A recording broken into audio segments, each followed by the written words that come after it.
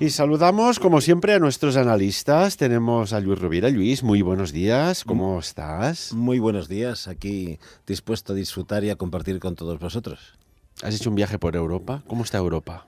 Europa está bien, Europa está bien. Además hemos tenido la suerte de coger muy buen tiempo. Aquí parece que no hacía tanto, pero por Europa, por la zona del centro de Europa donde he estado yo, nos ha hecho muy buen tiempo. Por lo tanto, de maravilla. Recomiendo viajar porque siempre cuando viajas ves nuevas culturas. Ya había estado, ya conocía donde todas las ciudades en las cuales he tenido el placer de volver a ir, pero siempre te sorprendes, siempre encuentras nuevas situaciones y gente de verdad con la que compartir. También saludamos a Charlie. Charlie, muy buenos días, ¿cómo estás? Pero bueno, he viajado en la mente, en el pensamiento bastante. Sí, ¿esto se llama teletransportación o proyección mental, Charlie? Bueno, de todo un poco. Sí. Yo sé que tú tienes algunas habilidades que te guardas escondidas. A ver si un día las afloras, ¿no? Bueno, de todo un poco. Esto en el fondo es un mal, porque te gustan tantas cosas y no te concentras en nada, pero bueno, es así. Es así. Saludamos también a nuestro economista, Enric Sorribes. Enric, muy buenos días. ¿Qué tal? Buenos días, ¿cómo estamos? Muy bien. Estábamos hablando ahora de proyecciones mentales, ¿no? Qué suerte, y vamos a decirlo así, para los que tienen poco dinero o no tienen dinero, que te puedas proyectar en lugares insólitos con la mente, incluso recrear otra realidad paralela a la existente. Bueno, es que es la ventaja y la potencia y la capacidad que tiene la mente, ¿no? Que nos permite desplazarnos y disfrutar de situaciones que no requieren, ¿no? de esa situación física, y eso es importantísimo. Tenemos que hablar de varias cuestiones de actualidad, caballeros, y una de ellas, yo no sé si en la mente de muchos políticos, y dadas que se celebraron recientemente las elecciones en España, las elecciones generales, se podía haber planteado o previsualizado el resultado final. Y me gustaría con vosotros tres, pues que hicierais un poco de valoración. Mira, Enric, ya que te tengo aquí, ¿los resultados eran los esperados en general para todos? ¿O ha habido sorpresas? ¿O ha habido sorpasos? ¿Ha habido depresiones post-electorales? ¿Cómo lo valoras? A ver, yo creo que el resultado de quién ha ganado era previsible. Entonces, que en principio el Partido Socialista era quien se llevaría el gato al agua, salvo una hecatombe, era lo previsible, con unos resultados similares entre 120 y 130, con lo cual entra dentro de la horquilla normal.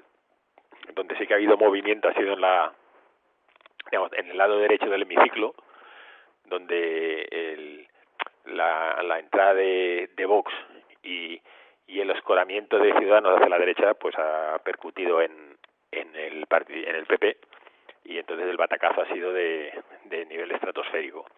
Eso demuestra que el electorado español, los extremos no le van y son más de tendencia central. Es decir, cuando el PP se escora, habitualmente lo que hace es perder un gran número de votantes, y el ejemplo se ha tenido que en el País Vasco, en el País Vasco ninguno de los tres partidos de la derecha ha sacado nada, ¿no?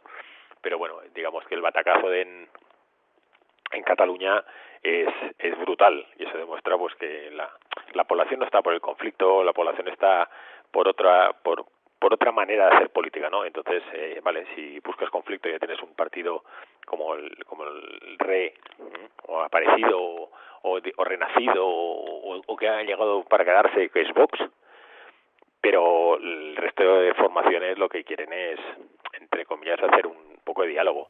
Otros los que yo creo que con un buen resultado, pero menos de lo esperado, ha sido Ciudadanos. O sea, Ciudadanos han tenido muy buen resultado, pero yo creo que el hecho de estancarse en Cataluña también marca un modelo de que al menos en Cataluña ese modelo del conflicto permanente no ayuda, ¿no? Y si entonces hablamos ya específicamente del caso catalán, lo que queda claro es que la representación independentista en el Congreso creo que casi se ha duplicado.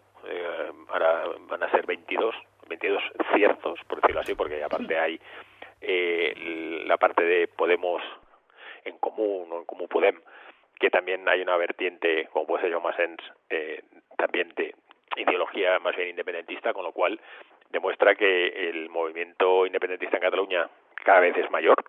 Por primera vez Esquerra Republicana gana unas elecciones generales en Cataluña, y eso demuestra que la solución de Cataluña no pasa por un conflicto judicial, sino pasa por una solución política. Entonces lo que deberían hacer los políticos, que para eso se presentan y para eso son teóricamente expertos, es sentarse, hablar de todo, y hablar de todo implica no tener líneas rojas, con lo cual ni unos pueden poner la Constitución por delante, ni los otros exigir el tema de referéndums y demás, ¿no? O sea, yo soy partidario del referéndum, porque creo que votando es como se sabe, ¿no? Porque la teoría es muy bonita, pero tampoco puedes entrar en una reunión e intentar plantear situaciones que luego son difíciles de encajar, ¿no?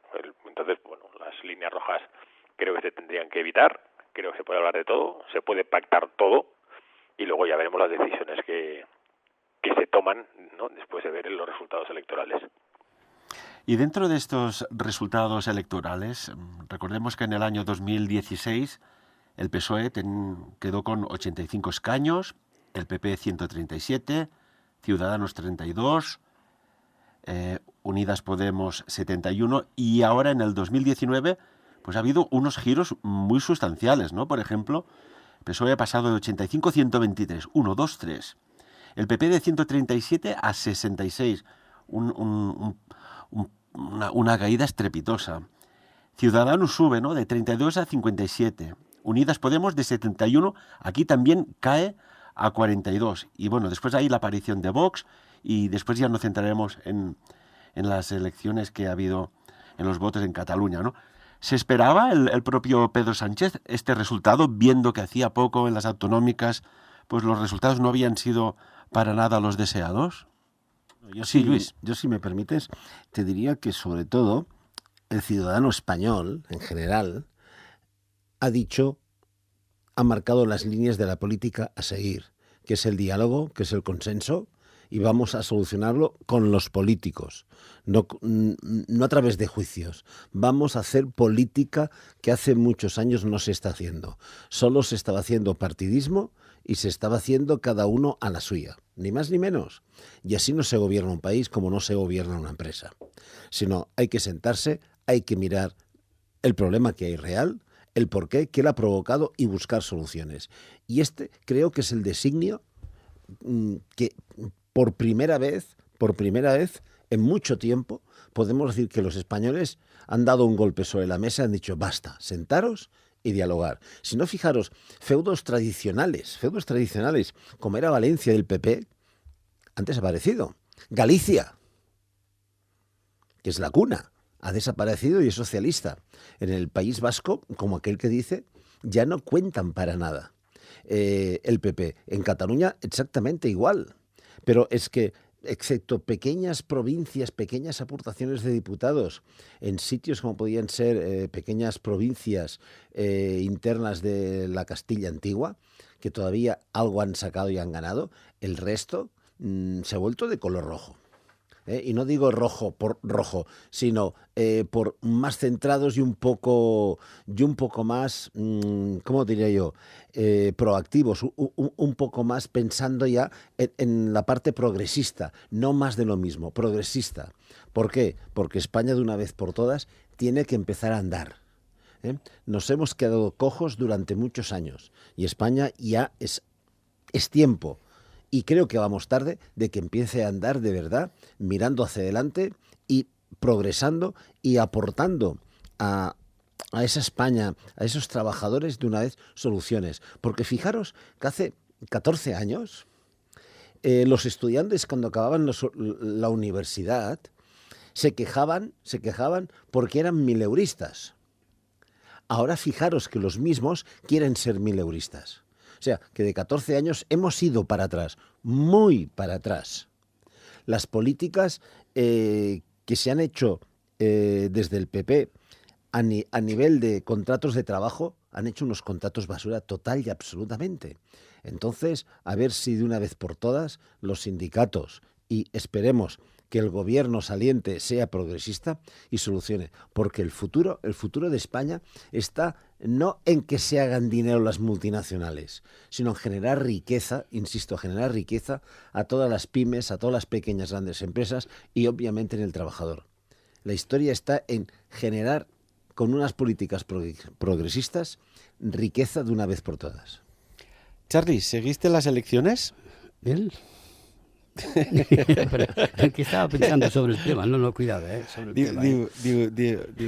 Mira, iba a decir una locura ya. No, mira, Sí. El problema, resumiendo el problema, España tiene un problema con Cataluña y Cataluña tiene el problema con España. Por lo tanto, esto hay que dialogar y dialogar. Política. El principal escollo, la Constitución. ¿Qué pasa con la Constitución? Pues que más o menos el 70 o el 80% no la conocen, esa Constitución. No habían nacido cuando se hizo. Por lo tanto, las Constituciones siempre se tendrían que renovar y estudiar a un tiempo, a 2, 3 generaciones posteriores, porque las costumbres cambian, las leyes cambian, todo cambia. Pero, por lo tanto, perdona, una Constitución no es una Biblia, que se Sí, escribe en no, su día. claro. No, una Constitución tiene que ser una herramienta viva. esto es la herramienta, claro. Una herramienta viva, no es una Biblia, yo insisto en esto. Y por lo tanto, las constituciones de España, de cualquier país, tiene que aportar y sumar siempre ventajas para el pueblo. No esclavitud. Y otra Perdona, voy a cambiar la palabra. No servilismo. Y otra cuestión, dentro del PSOE y del debate que vimos de los 4 candidatos por televisión, que estuvimos muy atentos, ¿cuál creéis que utilizó la mejor estrategia de los 4? Enrique, sí.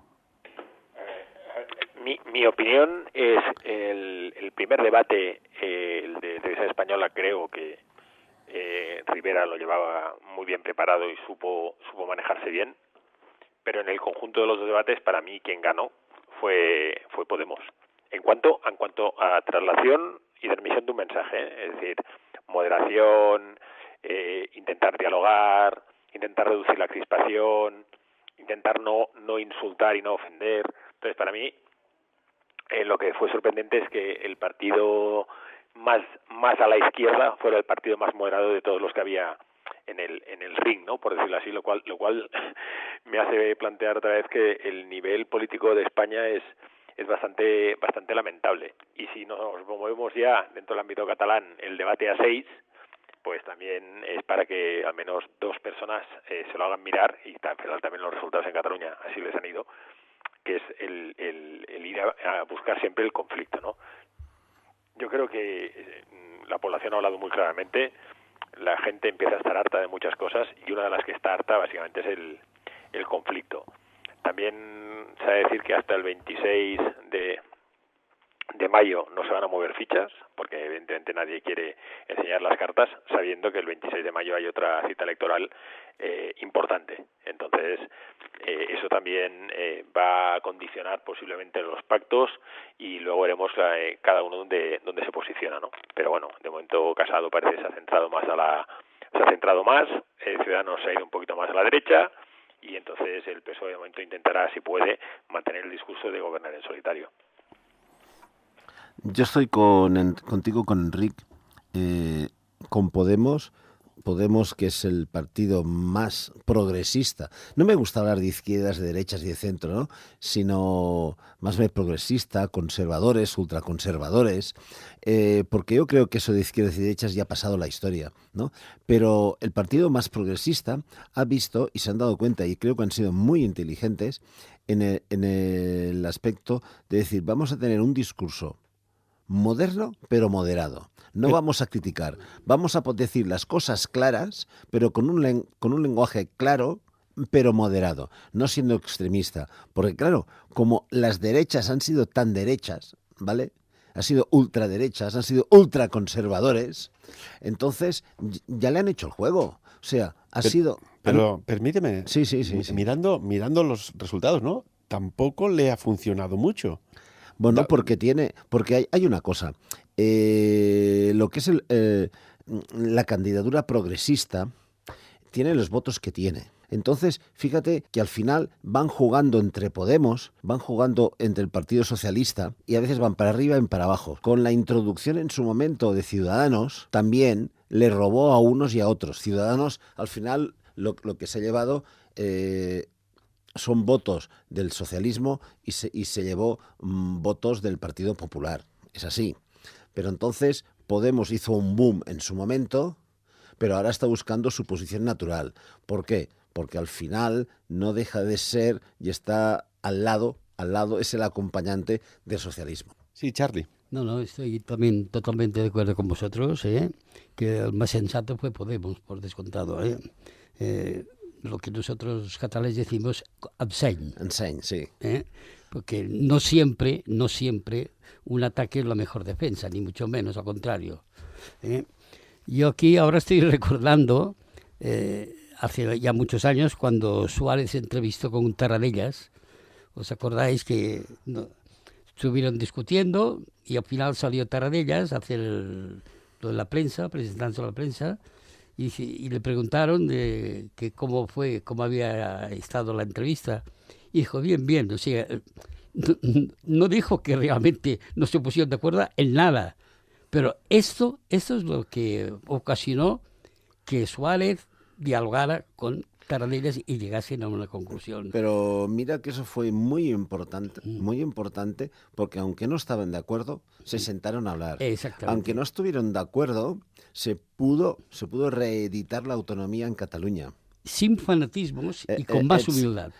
Yo creo que fue unos momentos en que realmente también las circunstancias mandaron mucho, ¿no? Bueno, pero fue una época en la que realmente se hizo política de verdad. Pero Suárez lo tenía muy mal, No, pero se hizo política Estaba de verdad. Espada y pared. Sí, pero se sentó, habló y evitó un conflicto, muy importante. Sí, va a ser la época aquella, sí.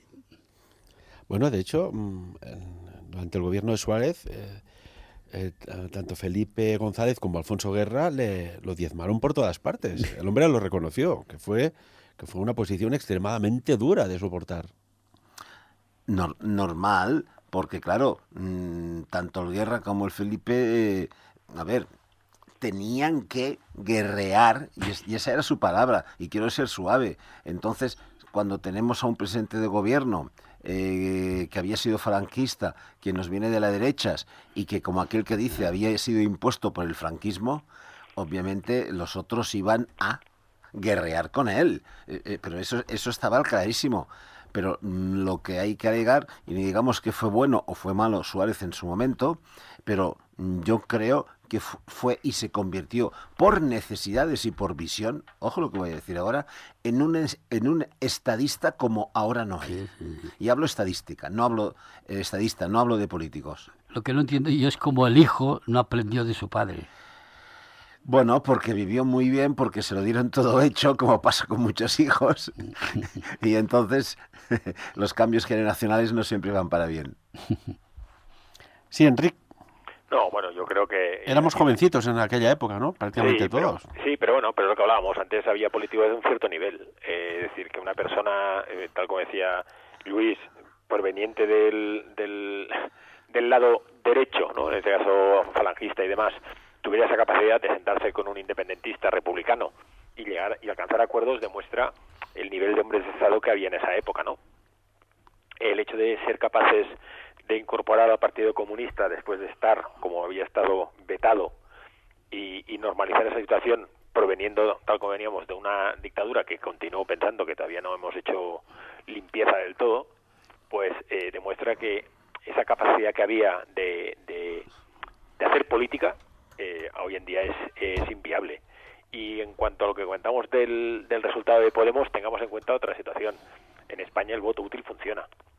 Si vemos cómo ha funcionado el nivel de votos, más o menos, entre lo que sería progresismo y lo que sería conservadurismo, más o menos, los votos han sido bastante similares y los pesos han sido también más o menos similares. Es decir, hay trasvase de votos entre bloques, y al final, cuando la amenaza de un tripartito de extrema derecha amenaza y aflora y se ve esa situación como ha pasado en Andalucía, pues la gente reacciona y normalmente tiene tendencia a intentar asegurar el resultado, ¿no? Entonces, en este caso es donde el Partido Socialista también ha sabido sacar sus resultados, ¿no? Y bueno, entonces, paradójicamente, lo que decíamos, el que se mete el batacazo es el Partido Popular, porque pierde esa centralidad y se mueve a posiciones que yo creo que son absolutamente erróneas. Y una cuestión, ya que hablas, Enric, del Partido Popular, ¿ha perdido el Partido Popular o ha perdido su dirigente porque no ha conectado con la sociedad, dado con los votos que ya tenían? Como mínimo mantener, ¿no? Vamos a hacer otro planteamiento. Con un señor Feijóo, ¿los resultados hubiesen sido otros? ¿O con una Soraya Sáez de Santamaría? ¿Qué opináis? A ver, mi opinión sobre el tema. Es decir, el Partido Popular, en el momento en que hace las famosas elecciones internas para ver quién gana, y gana Casado, lo que está claro es que el Partido Popular lo que elige es el ala dura. El ala dura es lo que exige habitualmente sangre en el sentido de que te tienes que radicalizar, estás buscando un perfil muy concreto. Se juntó Casado en este caso con María Dolores de Cospedal. Entonces el ala progresista del PP, que en este caso era Soraya, pues quedó desplazada, ha hecho sus purgas internas eliminando esos perfiles y él se ha ido escorando cada vez más a la derecha. Su factotum, su líder, su dios es Aznar, y Aznar en este caso juega con tres cabezas, jugaba con Abascal, jugaba con Rivera y jugaba con Casado. Entonces, en el momento que tú vuelves a esa manera de hacer política, y estoy hablando casi dictatorial, que fue el periodo de la mayoría absoluta del Partido Popular, que fue un fracaso, que finalizó con el famoso 11M, volver a eso demuestra que la idea de Casado es un error. Entonces fracasa el Partido Popular porque la ideología que está planteando en este caso sus líderes es errónea. Posiblemente Feijóo o Soraya hubieran planteado unas posiciones más aperturistas, por decirlo así, o más centradas, y posiblemente hubieran obtenido otro resultado. El de Vox está claro que se habría situado más o menos igual, porque el Partido Popular siempre ha tenido, al ser el partido conservador, porque tal como decía Luis, pues lo de derecha e izquierda ya queda un poco desfasado, al ser el partido conservador, pues bueno, el ala extremista sí que estaba. Esa ala extremista ha encontrado un partido que abiertamente se define como tal, entonces esa pérdida por la derecha la tiene. El problema es que ha perdido también por el centro, y ahí Rivera ha visto que hay oportunidad de mercado, automáticamente se postula como oposición, sabiendo que igual el desgaste del Partido Popular no ha acabado y puede ser peor, y entonces pues el ámbito queda muy marcado, ¿no? Y creo que ese ha sido el motivo por el que creo que fue el martes, Casado apareció en la rueda de prensa y entre comillas pues ya se volvió otra vez centrista, y habló de que Vox es un partido de ultraderecha. Sí, pero bueno, hasta hace 4 días tú les estabas ofreciendo un ministerio, ¿no? O ministerios. Entonces yo creo que el fracaso en este caso es del líder, y el líder en este caso ha arrastrado al partido. ¿Ha cometido otro error el señor Casado del PP, aparte de perder las elecciones y de forma con tantos escaños, de ahora que has perdido encima culpas, como si fuera un partido de fútbol, que culpas al árbitro y culpas al antiguo dirigente, el señor Rajoy? ¿Esto ha sido un toque de poca elegancia política? ¿Qué opináis? Bueno, esto es falta de clase. Asimismo, dejémoslo. Y no reconocer tus propios errores. Por lo tanto, es inmadurez. Y deja que lo dije aquí. Ya no digo prepotencia. Lo que sí yo quiero, ya que estamos hablando, una vez más, el voto de la inmigración ha sido un fracaso. Porque eso de que tengas que solicitarlo, que te lo envíen y puedes entonces ir a la embajada, este juego, ha habido una cosa, solo han votado 1/5 parte de los que podían votar. Y eso también se nota mucho. Aquí en Andorra yo tengo muchos conocidos que no han podido ir a votar porque no les han llegado las papeletas. Y habiéndolas solicitado. Ya no hablemos de otros países que también está pasando lo mismo. Una vez más se ha vuelto a fallar en eso. Lo que sí ha sido una jugada táctica, y hay que reconocerlo, del actual ya presidente de España, la táctica de hacer que las personas con minusvalías puedan votar, porque no eran tan solo estas personas, sino como muestra de agradecimiento han votado el entorno familiar.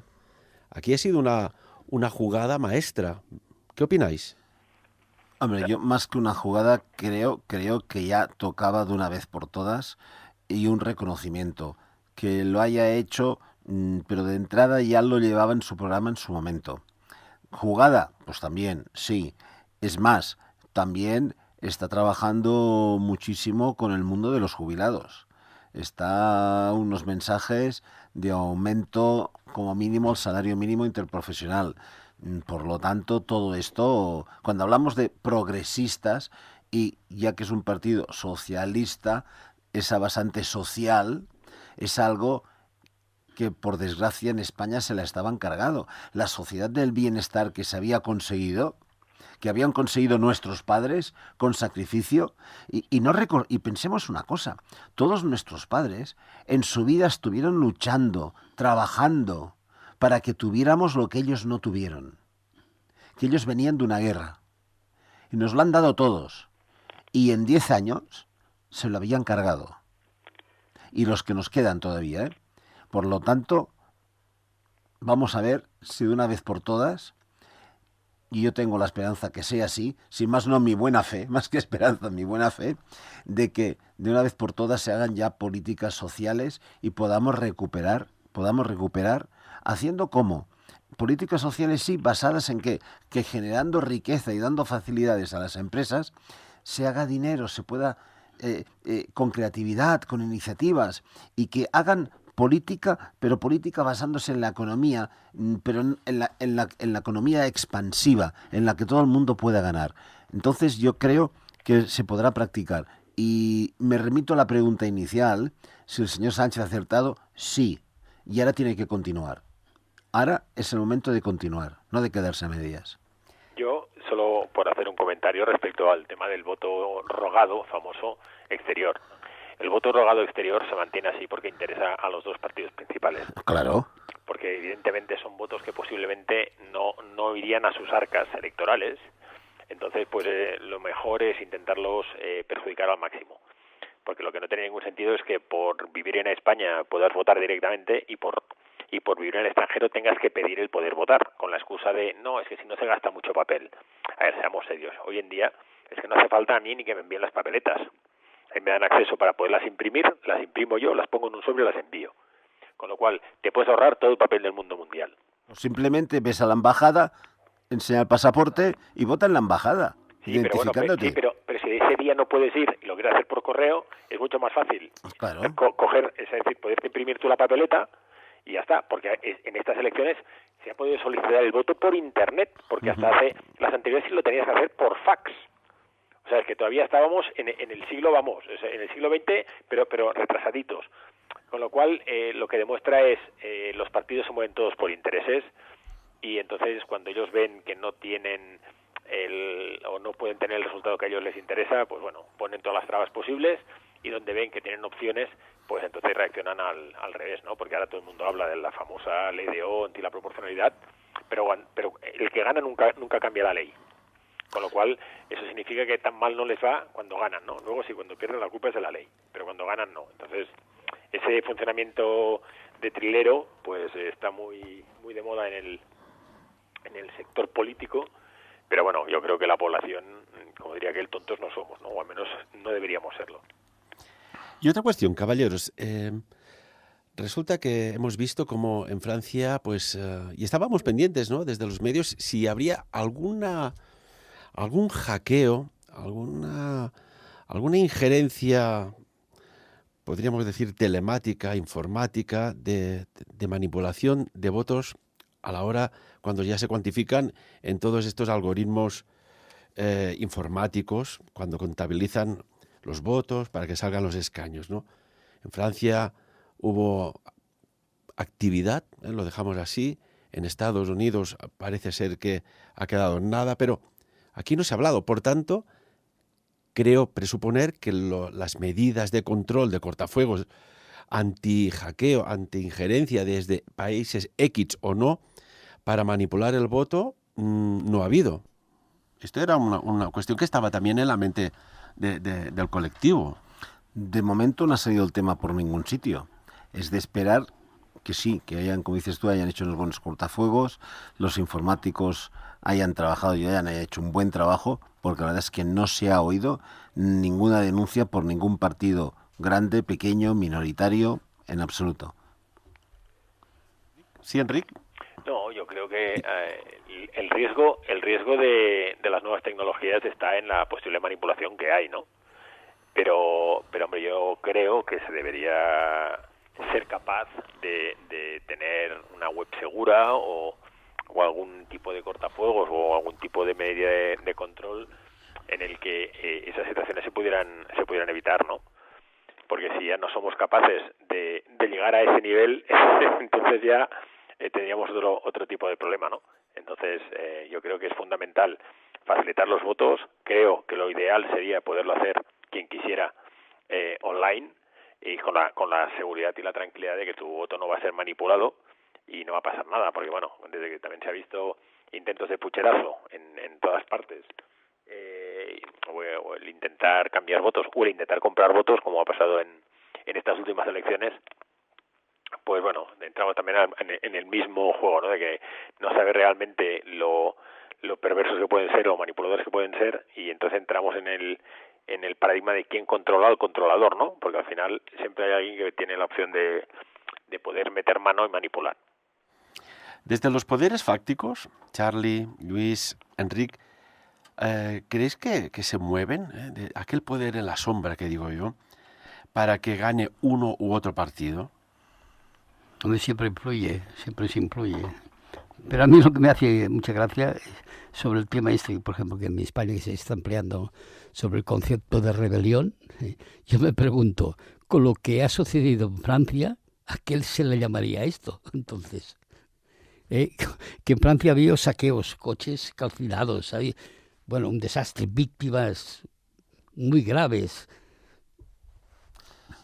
Sí, vamos, en Francia ya sabemos que el pueblo francés es muy reivindicativo y la situación francesa también es delicada, desengañémonos, sobre todo por esos barrios en los extremos, con mucha reivindicación y con una situación oculta, porque lo quieren ocultar los políticos franceses, ¿no?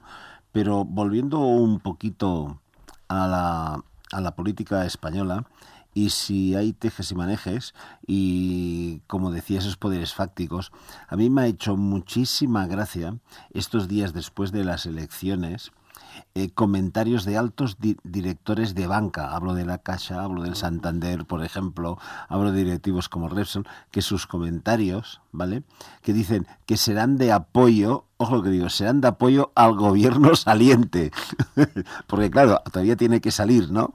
Entonces, ¿qué quiere decir? Que tenéis vosotros la varita para, dejadme que lo diga así, putear o no a un partido cuando esté en el poder. Porque, claro, manejan la economía. El banco es el que manda. Claro, solo que no se den créditos, solo que asfixien y aprieten. Los político no está ligado a un banco. O a las grandes multinacionales. Claro. Es absurdo. Por lo tanto, sí, los poderes fácticos pueden regular perfectamente la política. Ya que estamos hablando de actualidad, bueno, nada, habíamos dicho que hablaríamos también de Cataluña. Junts per Catalunya, Junts per Cat, parece ser que baja en un escaño y el partido que arrasa literalmente es Esquerra Republicana de Cataluña, ¿no? ¿A qué se debe este aumento, este giro y esta, podríamos decir, declive, aunque mínimo, de Junts per Cat? Enric, sí. Bueno, yo creo que ellos han hecho un análisis así, de que yo creo que al final han llegado a confundir al electorado, ¿no? Es decir, cambios de siglas, no sabes quién está, no sabes cómo estás. Entonces también yo creo que el voto útil, de alguna manera, también se ha desplazado hacia Esquerra Republicana, ¿no? Entonces, yo creo que el mensaje positivo de Junts per Catalunya es que a pesar de prácticamente han mantenido resultados, lo cual no es mal resultado, teniendo en cuenta que enfrente tenían un transatlántico como era Esquerra Republicana mucho más consolidado, en el que desde hace un montón de años mantienen siglas, bueno, desde siempre mantienen siglas y mantienen ideología, ¿no? En cambio, yo creo que los conflictos internos en Junts per Catalunya, que no sabía si era Junts pel Sí, Junts per Catalunya, exconvergència, tampoco no sabe exactamente el batiburrillo que hay, quién era quién, ¿no? Pero lo que sí que está claro, y esa es mi percepción, es que Junts per Catalunya hoy en día plantea un escenario mucho más, entre comillas, radical que el que plantea Esquerra Republicana, porque creo que la libertad que tiene Puigdemont para plantear ese escenario, en este caso Esquerra Republicana no lo tiene porque su líder, que es Oriol Junqueras, está en prisión, ¿no? Que también tiene análisis que esté en prisión preventiva, o sea, sin haber cometido un delito, al menos formalmente, sino solo estar acusado de. Pero bueno, eso ya es lo que he dicho siempre de cómo funciona la justicia española, que tengo mis pequeñas dudas, y entonces yo creo que el hecho de mantener una estrategia y un mensaje de comunicación mucho más claro ha beneficiado a Esquerra Republicana. También influye muchísimo. Unos prácticamente están cómodos y libres, y en cambio otros están en la cárcel. No, el factor emocional, afecta mucho en simpatía. Pero yo quisiera recoger las palabras del Enric diciendo es que tenemos, porque es así, tenemos unos políticos en cárcel preventiva, ¿vale? Igual que ha estado un expresidente del Barcelona 2 años en la cárcel para que después dictaminen que es inocente. Quiero decir que también aquí esta justicia tenemos que mirar por dónde están. Cuando después se designan para el Tribunal Supremo, se designan presidentes o se designan jueces, cuando después se ha demostrado que tampoco tienen conocimientos para estar en ese cargo. Por lo tanto, se les ha designado para pagar favores porque son los que han llevado los casos contra Cataluña, contra el expresidente de Barcelona, Rosell, etcétera, etcétera. Por lo tanto, vamos a ver, cuando hablamos de esos poderes fácticos, siguen funcionando. Y me remito a la pregunta de antes, siguen funcionando. Y aquí lo dejo, y que cada uno piense lo que quiera. Sí, Charlie. No, sobre esto, claro, además que hay mucha gente que también, en parte, pues está muy cansada también, y está muy agotada, y al final, pues opta, hasta ahora no había opinado y ahora están opinando, y se inclinan por el sector más, no sé, más honesto, o lo que creen más honesto, o más lógico. Pero mira, si hablamos de Cataluña, como estaba diciendo ahora Ferran, podemos ver, y es algo que es importante, lo que nos dan cuenta es que el pueblo catalán es constante. El pueblo catalán es paciente. El pueblo catalán tiene claro hacia dónde quiere ir. Y por lo tanto, cuando estamos diciendo que Esquerra Republicana ha recogido todo el voto y está ganando más, y por primera vez gana en Cataluña unas elecciones nacionales, es porque cada día van sembrando, van alimentando que haya más independentistas. Lo hemos hablado aquí en muchas tertulias. Los indecisos, sobre todo. Sí, claro, pero fijaros que yo creo que el 99% de los catalanes éramos catalanes, ¿vale? Pero desde un momento dado nos han hecho que seamos independentistas. Sí, porque lo han hecho. Ha sido lo que han sembrado. Y esto ahora ya es irremediable. La historia, y espero que dentro de un tiempo, la historia nos diga y lo veamos y lo podamos analizar perfectamente. Sí, Enric, ya prácticamente estamos a la recta final del programa de hoy aquí en Sapiens, análisis de actualidad, que aparte hay otras cuestiones interesantes que me gustaría tratar antes de acabar. ¿Algún apunte más, Enric, sobre esta cuestión? No, bueno, yo creo que, tal como dice Luis, si alguna cosa define el pueblo catalán es la constancia. O sea, y el otro día yo en una reunión de amigos, un tema que además no todos eran catalanes, en lo que sí que coincidíamos todos, y había gente que era de Madrid, gente que era andorrana, había gente, digamos, de múltiples zonas. Lo que sí que todo el mundo tenía claro es que el movimiento independentista había llegado para quedarse y que posiblemente, si no se toman medidas, irá a más. Es decir, lo que está claro es que el que ahora es independentista difícilmente volverá al redil, que es lo que pretenden forzar desde la política o la justicia española, ¿no? Pero el problema está en que si no tomas medidas, cada vez la situación será... O sea, y habrá más gente en el lado independentista, y yo creo que llegará un momento en que la solución pasará por buscar una solución política, porque no podrás gobernar contra un 70% de la población o contra un parlamento que esté escorado en un 70% queriendo ser distinto de los demás. Es decir, en Cataluña triunfa la República, el 80% de la población quiere votar, no se quiere al rey.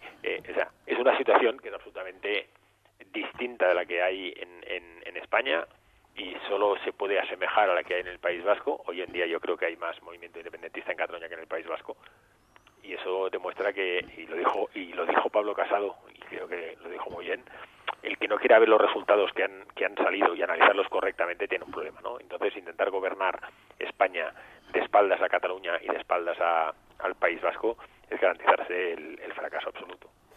Y una cuestión, vimos que había mucho fuego cruzado. En apariencia, Unidas Podemos adoptó con el señor Iglesias en los debates un tono así como moderado, pero encontramos mucho a faltar propuestas, porque claro, si consumes los minutos criticando al adversario, aquí sucede una cosa, que no sabemos lo que vas a hacer tú. ¿No crees que faltaron propuestas o mensajes de prosperidad hacia las empresas, los trabajadores, las familias, hacia el campo, hacia la repoblación de los pueblos que se están avanzando, despoblando, y que el joven ya se va a la ciudad, y esto ya empezó hace décadas, no es de ahora? Decir, oye, vamos a repartir la población, hay gente que no tiene casa y hay casas que se están derruyendo en el campo. No se puede arreglar todo esto, se está deforestando las montañas españolas. En África ya empezaron un proyecto, ya lo hablaremos más adelante, de hacer un pasillo verde, y ya cruza en el continente africano de punta a punta, y empezó ya hace unos cuantos años. India está reforestando los bosques, Australia va a hacer un proyecto de millones de árboles, la India también utilizó el ejército para reforestar y plantar árboles. A mí me faltó más de mensaje de medio ambiente, porque siempre el CO2, la contaminación, esto aquí y allá, pero faltan mensajes realmente humanos. Mira, en general sí, y porque además la campaña se ha basado, sobre todo de los partidos conservadores y ultraconservadores, en el Santiago y cierra España. Entonces ha sido una campaña retrógrada. No se ha hablado de futuro, no se ha hablado de lo que vamos a hacer, no se ha hablado de propuestas, en absoluto. Si se hubiesen hecho propuestas, seguramente los resultados hubiesen sido diferentes. Pero es que no ha habido una campaña, ya te digo, yo por acabar, ha sido una campaña que a mí me recordaba, y lo he dicho así, el Santiago y cierra España. Entonces, delante de esto, ¿qué vamos a hacer? ¿Cómo vamos a mover la creatividad? ¿Cómo vamos a pensar en el futuro? Si solo piensa en lo inmediato y en arrancar en las hierbas malas, que es lo que ven los demás. El único que apuntó un poco fue Podemos. Sí, claro. ¿Creéis que la mentalidad de la sociedad por fin ya ha cambiado? ¿Que quieren propuestas y no críticas? ¿Que quieren construir y no destruir? Por eso el voto útil. Y yo, la verdad, la gran participación que ha habido esta vez en España, sí señor, por primera vez desde que salió, mira, desde la primera votación que salió los socialistas, que ganó Felipe González, ha sido la primera vez que he vuelto a decir, ole, los españoles, que de una vez por todas, eso que se decía de que eran manipulables, de que se hacía con ellos lo que querían o los partidos creían, por una vez el pueblo ha salido, ha pensado y ha utilizado el voto útil. Ahora espero que esta carta, este poder, esta autorización que se le ha dado a los políticos, la lleven a cabo. Pero esto se llega con referéndums. Por ejemplo. No, diálogo y referéndum, eso no falla. Sí, Enrique. No, yo creo que lo que decíamos, ¿no? Que la sociedad por fin ya ha evolucionado y Sí. ahora ya vota más las propuestas, el construir, el cooperar y no competir, etcétera, etcétera. Yo ahí soy un poco más, digamos, ateo. O agnóstico o ateo. Ahí tengo, Escéptico, vamos.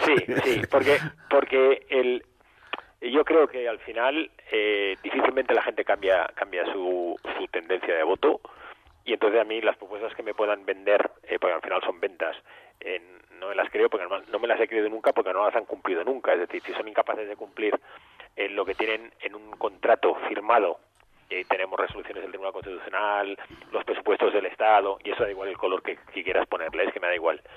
Si son incapaces de cumplir eso, ¿qué no van a ser capaces de incumplir de lo que nos venden en sus programas electorales, ¿no? Ellos, cada uno tiene su mensaje, ellos saben lo que creen que tienen que vender, saben que en los espacios publicitarios o promocionales que les dan solo cabe una idea, y entonces cada uno decide qué idea quiere vender, ¿no? Entonces, en este caso la idea fue no volver 40 años atrás, y eso fue el mensaje que planteó el progresismo.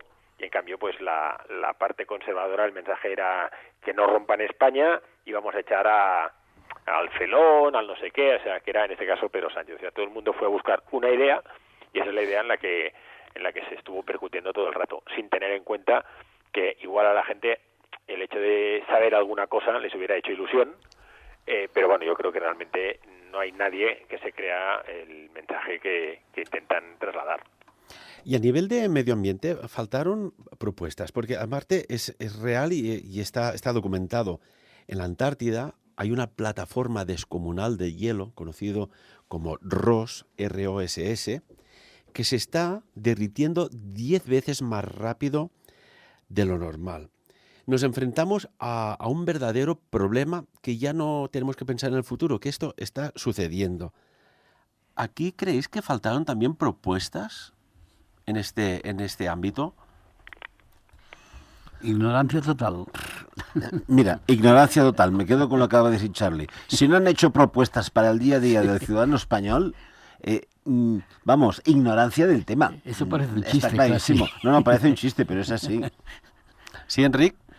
Bueno, no sé, yo tengo mi opinión también sobre el tema. Es decir, el único que planteó algo, y creo que fue una idiotez, fue Ciutadans, porque creo que realmente nadie se cree el impacto medioambiental que realmente estamos generando. O sea, es una intención muy bonita hablarla, pero la pregunta es cuánta gente se lo cree, ¿no? Señores, estamos ya al límite del tiempo. Os concedo 15 segundos a cada uno. Charlie, resumiendo, ¿vamos para un mundo mejor? Podríamos ir para un mundo mejor, que nos falta un poco de voluntad y humildad, sobre todo.